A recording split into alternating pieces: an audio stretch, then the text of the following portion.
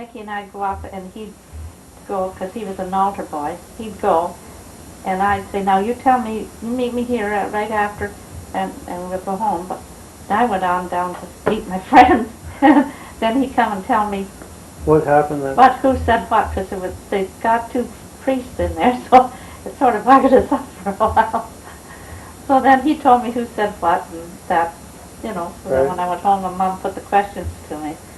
Yeah, I got caught on a Palm Sunday one time. I remember that on that same principle. Yeah, then, so that sort of thing went on all the time. Oh, yeah. Well, there wasn't like we all had our own friends, and we could all bring our own friends home together. Yeah. And I remember, Dad, when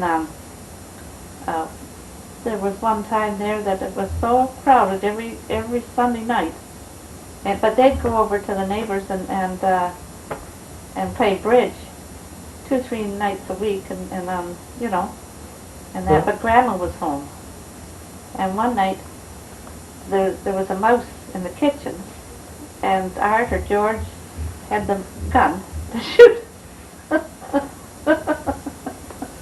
And this crowd of kids, about 20 kids in the living room, dining room, and that, but Grandma would go upstairs. She wouldn't worry about, you know, as long as nobody was screaming. Yeah.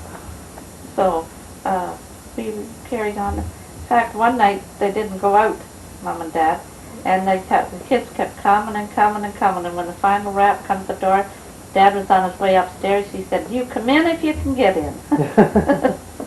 Really? So did anybody do any hunting? Rabbit hunting? No. Just always had a gun around? Yeah. Oh, no. Yeah, like Dad worked at Cooey's when we were first married. Right. And we were all down to Dad's, George and Stella, and Dad and I, or Grant and I, and, you know, like, and we'd come home from Sunday Mass, and Grant had taken the gun out to the front step. Do you remember, on the front step?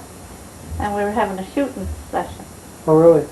And they set up a target out there on top of Dad's barrel that he used to scald the pigs in when he killed pigs. Yeah. Stella jumped up and down. I hit it. And Dad came out and said, "What did you hit?" She said, "That barrel out there." He said,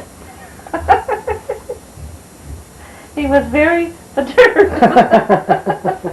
She was all excited about hitting his scalding barrel. Yeah. That's funny. Yeah. No, and the Hogans come down, and we always had company, right, all through the school years. Right. We always had company from the first the first day school was out to the Labor Day. Auntie Cass brought her 2 boys and 2 girls down, and they stayed all summer. And then there was the Hogan kids come down for holidays, and the ones from over the states come in. Right. Sometimes there was wall-to-wall kids. Oh yeah, I believe it. I remember sometimes we used to go down there and there'd be a corn roast going on. Yeah. And guitars, and I just want to make sure that this has got enough light still, because it'll start getting dark, right? Yeah. You'll make a coffee. Other than that, and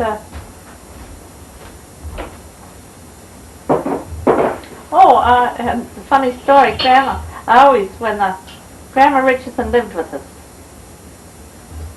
Right.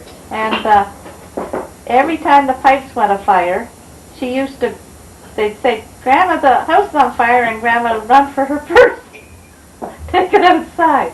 Mom would run for the holy water. Yeah, really. So how old would your Grandma Richardson be then? Oh, my Grandma Richardson was in her 70s. Yeah. But she always would say, "You're lazier than she'd tell Anna Mae Hogan and myself. Like if she was at the Hogan's, Anna Mae was lazier than a white dog. Yeah. And when she was living with us, I was lazier than a white dog. And to see her and I argue, she'd tell me I had the Heenan temper, and I'd tell her I had the Richardson one, and away we'd go.